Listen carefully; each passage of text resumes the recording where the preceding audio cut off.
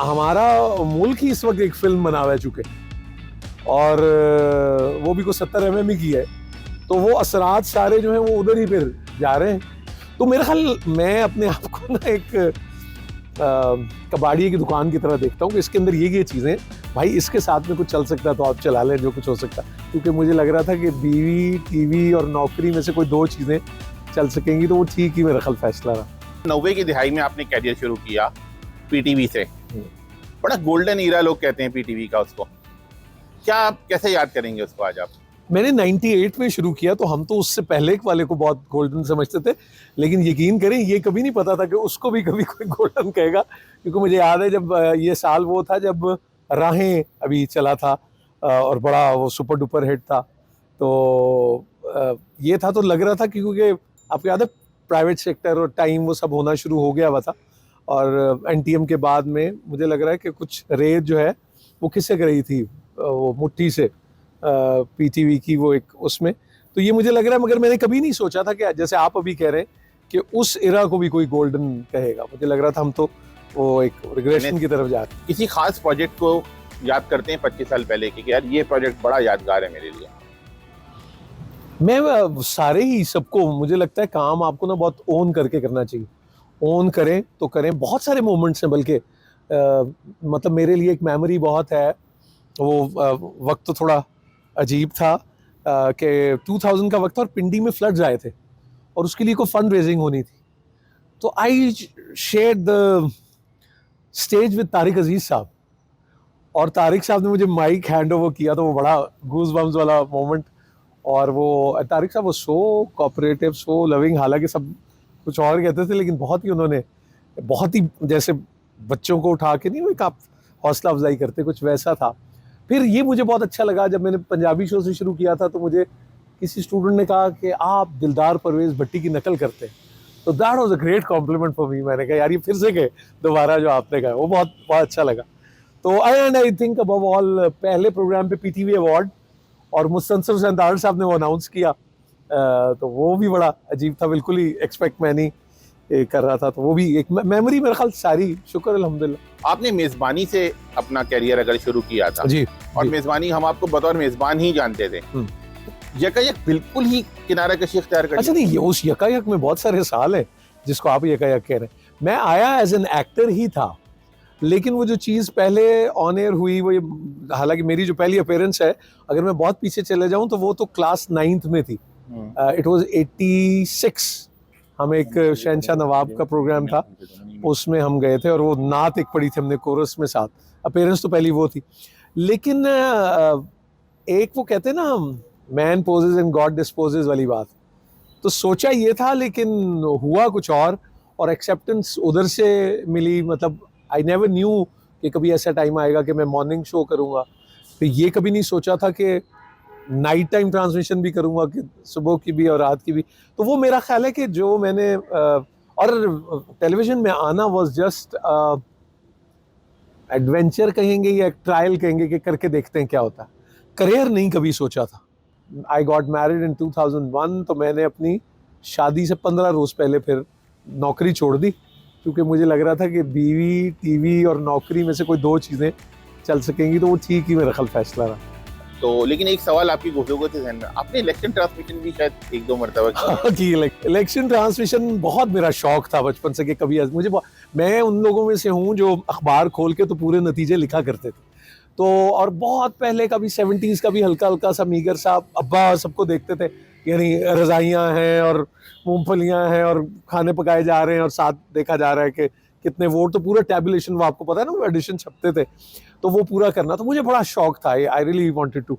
तो वो फिर मेरा ख्याल है कि इट वाज 2002 या 2008, दोनों में से बताइए कौन सा इलेक्शन था। तो मेरी ड्यूटी लगी इलेक्शन कमीशन के दफ्तर में, जहाँ से ताज़ा ताज़ा नतीजे आते हैं, और आसमा शिराजी भी पहली बार वो उस वक्त वहीं, उनसे मुलाकात भी हुई थी। तो मुझे याद है तलत हुसैन साहब उस वक्त डायरेक्टर न्यूज़ थे पीटीवी के। अब वो था कि टाइम बड़ा कम है, जो लीडर्स थे ना उनके आपको रिजल्ट बताने हैं फ़ौरन कि ताज़ा ये आया जी नतीजा, और ये, तो मैंने ऐसे ये कहा, मैंने कहा बहुत ही नतीजा खेज नतीजा है। मतलब वो भी जब मैं टीवी गया तो वहाँ तल्ला साहब ने कहा वाह भाई ये नया निकला नतीजा खेज नतीजा। वो गालिबन इसवत यार वली या कुछ ऐसा उनका कोई था, कोई इम्पोर्टेंट लीडर का, वो कमाल एक्सपीरियंस था। राजस्थान फिर ARY पे भी जब हुई अगले इलेक्शन उसकी भी की ट्रांसमिशन। आपने भी मॉर्निंग शो की है और उसके बाद पाकिस्तान के मॉर्निंग शो एक खास डगर पे निकल गए, दिल कुड़ता था क्या? अच्छा नहीं, दिल विल नहीं, मैं एक आपको बात बताऊं, ये बहुत दिलचस्प है। आप जब भी किसी को कोई भी काम करते हुए देखें ना, तो उसमें से काफ़ी लोग कहते हैं कि वो ये क्यों कर रहा है, तो मैं आपको बताऊं उसका ये करना ही काफ़ी है कि that is okay with him. अगर वो कर रहा है, उसको ठीक लग रहा है तो वो कर रहा है ना, कोई मजबूरी में नहीं करता है काम, और मजबूरी भी अगर हो तो वो फिर आपके बहुत अंदर की बात है। मुझे याद पड़ता है कि जब हमने किया तो उस ज़माने में ख़वातीन टाइम्स शुरू हुआ था, वो 1 घंटे का, और ये साउथ ईस्ट एशिया में पहली बार वो ट्रांसमिशन भी थी। उसकी एक एलेबोरेटेड रंगीन फॉर्म जो है ना, वो हमारा मॉर्निंग शो एक मीना बाजार की शक्ल में चला गया, तो वो भी पसंद किया लोगों ने। फिर उन्होंने कहा कि अच्छा वो ख़वातीन भी देखती हैं, उसमें फैशन भी आ गए सारा, और वो भी अब एक सैचुरेशन की तरफ चला गया है मेरा ख्याल।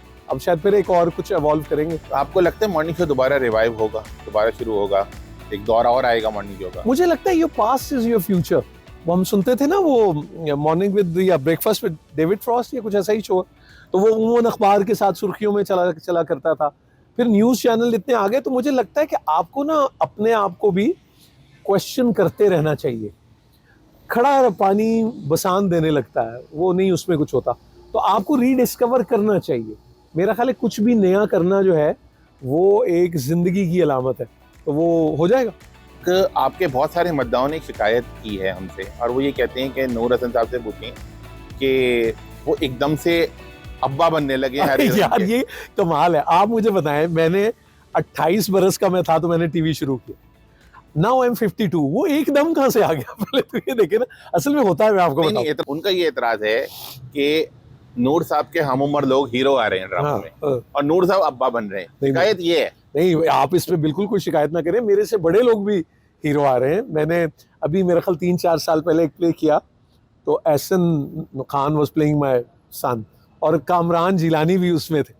मुझे लगता है कि आपको ना इवॉल्व करना चाहिए। शायद मेरा एक मसला है पैकेज में, मैं आपको सच बात बताता हूँ, मैं डाई नहीं करता हूँ, बहुत टेम्परेरी मैंने कभी नहीं किया, मेरे अब्बा ने नहीं किया, मुझे नहीं अच्छा लगता था। दाढ़ी है, मेरा पार्ट एंड पार्सल है, वो छोटी है या बड़ी है जैसे भी। तो मेरा ख्याल मैं अपने आप को ना एक कबाड़िए की दुकान की तरह देखता हूँ कि इसके अंदर ये चीज़ें, भाई इसके साथ में कुछ चल सकता है तो आप चला लें, जो कुछ हो सकता है। लेकिन फिर भी वी डिड इट इन मन्नत मुराद अभी किया, लोगों को बहुत अच्छा लगा, लुक बड़ी अच्छी लगी, उन्होंने कहा यही कर ले पक्का। तो मैं उनसे कहता हूँ कि यार बाल जो है ना वो ना हो, या जितने भी हो वो अपने हो, और बाकी किसी कैरेक्टर के लिए करेंगे तो वो कर लेंगे। अब लेकिन थैंक्स टू द व्यूअर्स, मैंने कुछ पत्ते भी सीने से लगा के रखे, अगर उम्र रही तो कोई आपको कोशिश करेंगे आगे कोई surprise they, you never know. लेकिन मेरा ख्याल है कि कोई ऐसा भी होना चाहिए ना, जैसे आप आई रिमेंबर, ये जैसे बालों के मामले में ना काफ़ी लोग अप्रोच करते हैं, वो कहते हैं आप वो कर लें और सारा, तो मैंने उनसे कहा, मैंने कहा यार कोई एक आधा उसके बगैर भी तो हो ना, कोई हर्ज नहीं इसमें भी।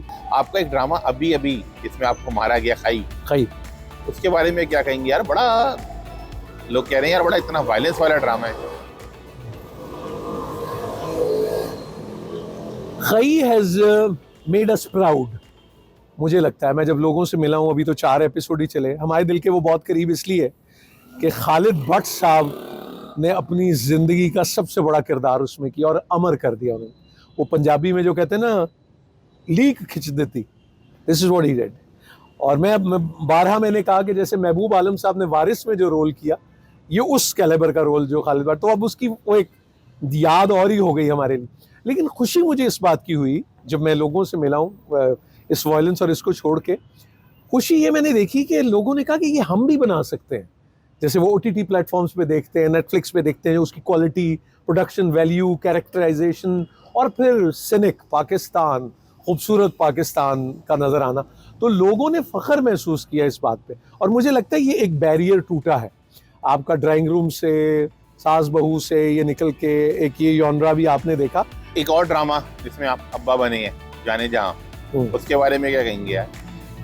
जाने जहां जो है ना जी, वो हमारे कासिम अली मुरीद जो है ना, वो उनकी डायरेक्शन में बना है, and Qasim is very close to my heart. मैंने कासिम का प्रोडक्शन में पहला दिन भी देखा हुआ, जहाँ से उसने स्टार्ट किया। तो कासिम के बारे में ना मैं बायस्ड हूँ कहीं ना कहीं, और कासिम का मैं बहुत शुक्रिया इसलिए भी अदा करना चाहता हूँ कि आंगन मैंने किया था, और मैं उस वक्त यहाँ रमज़ान ट्रांसमिशन के लिए आया था, और कासिम आया मेरे पास, उसने मुझे पूरा एक्सप्लेन किया। उसने कहा इतने दिन, तो मैंने कहा यार मैं तो कराची कभी ठहरा नहीं, इसके लिए तो नहीं हो सकेगा। ही कन्विंस्ड मी, और आंगन ऑल्सो बिकेम हिस्ट्री। सर आपके ड्रामों की बात हो रही है तो खुदा और मोहब्बत का जिक्र ना करना ज्यादती होगी। जी बहुत खुदा और कैसे मोहब्बत याद ने करते भी हैं तारीख रकम की। खुदा और मोहब्बत में अगर आप उस कैरेक्टर की बात करें तो वजाहत, just like a younger brother, तो वो जब कास्टिंग हम डिस्कस करते हैं हमेशा, और मेरी जब मैंने वो कैरेक्टर पढ़ा था तो मेरी ख्वाहिश थी कि वो कवि साहब करे, और हम कवि साहब के पास भी, कवि साहब ने दाढ़ी रखी हुई थी। वो एक तहरीक खिलाफत पे एक फिल्म बनी थी जो शायद अभी आएगी, बुनियाद, तो मैंने कहा कि यार ये खान साहब को ना, लेकिन वो प्रेम गली कर रहे थे उन दिनों में, तो उन्होंने वो उसको शेव किया, तो वजाहत ने कहा कि वो देखें वो तो शेव हो गई, अब क्या करे, तो उसने देखा कि भैया आप क्यों नहीं, और मुझे लगता है कहीं उसका था ऐसा इरादा। एक हमने उसका एक वो था सीक्वेंस जो हजरत शाहरुख ने आलम के मज़ार पे भी किया था, कि वो दरख्त के पास कहीं लेटा और वो हिना बयात ख्वाजा आती हैं और कुछ, तो मैं और वजाहत उसके चलने के बाद गए, तो वहाँ वो हाकिम अली न्याजी साहब पुलिस में होते हैं, तो पता ये लगा कि वो फ्रीक्वेंसी लोगों की बढ़ गई है वहाँ आने की, प्ले के बाद वो अब टूरिस्ट भी आते हैं। तो उन्होंने कहा दोस्तों बाबा तमाल कितने बजे बंद है, तो उनका ख्याल था वो बाबा वही रहता है, उसका कोई धमाल का टाइम है और वो मिलने का। तो मैंने कहा यार ये तो एक अजीब बात, बट लोगों को अच्छा लगा, और हाशिम नदीम साहब की जो मकालमे और जो सब लिखा हुआ था उसका ही मुझे लगता है ज्यादा कमाल है, हमने सिर्फ अदाई किया मेरा। मुझे पता चला है कि आपके साहबजादे अदाकारी की जाने कदम रखने वाले हैं। नहीं, मेरे छोटे साहबजादे तो अदाकारी में कदम रख चुके हैं जब वो क्लास 4 में थे। हाँ, लेकिन अभी हाँ, रूमी ने पहला प्ले किया था, काशिफ निसार का ही था, when he was in class 4। फिर दूसरा प्ले उसने किया जब वो क्लास 8 में था। तीसरा प्ले उसने अभी ये जीवन नगर किया, जिसमें वो मुन्नी के साथ वो एक यंगस्टर जो है वो एफएससी कर रहा है, प्री मेडिकल डॉक्टर बनना चाहता है वो। अदाकारी तो उसने ऐसे ही शौक में की, लेकिन मेरा जो बड़ा बेटा है अवैस, मोहम्मद अवैस हसन, वो फिल्म मेकिंग पढ़ रहा है नेशनल कॉलेज ऑफ आर्ट से। आप गेम शो किया करते थे पीटीवी पे, उसके बारे में बताएं, वो भी तो बड़ा पॉपुलर था। मैंने असल में जो मेरा करियर का आगाज है वो खेत परख से है, वो पंजाबी गेम शो था, लेकिन वो आता था लाहौर से यहाँ कराची से पीछे पीछे, और वहाँ पिंडी तक, उधर नहीं, मुल्तान से इस तरफ, यानी वो जो लोकल होता था ना उस पे आता था। फंगामा पहला था जो नेटवर्क पे आया, और फंगामा के फिर कुछ 450-500 शोज मैंने 4-4.5 साल वो किया। सर क्या वजह है आप, क्या हमारे ड्रामे तो बहुत अच्छे चल रहे हैं, फिल्में हमारी चल नहीं पा रही, मैं मजमूई हमारा मुल्क ही इस वक्त एक फिल्म बना हुआ है चुके, और वो भी को 70 mm की है, तो वो असरात सारे जो हैं वो उधर ही फिर जा रहे हैं, और सारी चीज़ें ही इफेक्ट हो रही हैं, इकोनॉमी इफेक्ट हो रही है, पॉलिटिकल स्टेबिलिटी नहीं है, फोकस नहीं है, कंफ्यूजन है, यूथ में जितना ड्रेन हो गया, लोग बाहर चले गए, और फिर आपको कोई भी पता नहीं निगरान या नॉन निगरान प्राइम मिनिस्टर कहे कि हाँ चले जाएं, क्या फ़र्क पड़ता है। तो ऐसे तो नहीं, ये बात अच्छी नहीं लगती सुनने में। तो क्या लगता है कौन से अदाकार ऐसे हैं जो फिल्मों में कामयाब हो सकते हैं आगे जाके? फिल्मों में हमारे फहद ने तो जैसे किया वो तो एक मिसाल है, और मैं ख़ास तौर पे ये कहना चाहूँगा कि शायद ये बहुत कम लोग जानते हैं कि हमारे आज़ादी के 75, 76, 77 जितने बरस हो गए, 47 से लेके आज तक, सिंध से इस मेन स्ट्रीम का हीरो वो पहला है। मेरा दिल चाहता है मैं फारूक रिंद साहब को फिल्म बनाते देखो, वो बनाए फिल्म। बिलाल अब्बास को हम देखें, हमने देखा भी नबील के साथ। वजाहत हुसैन बनाए फिल्म, कासिम अली मुरीद ने बनाई, काशिफ निसार बनाए फिल्म।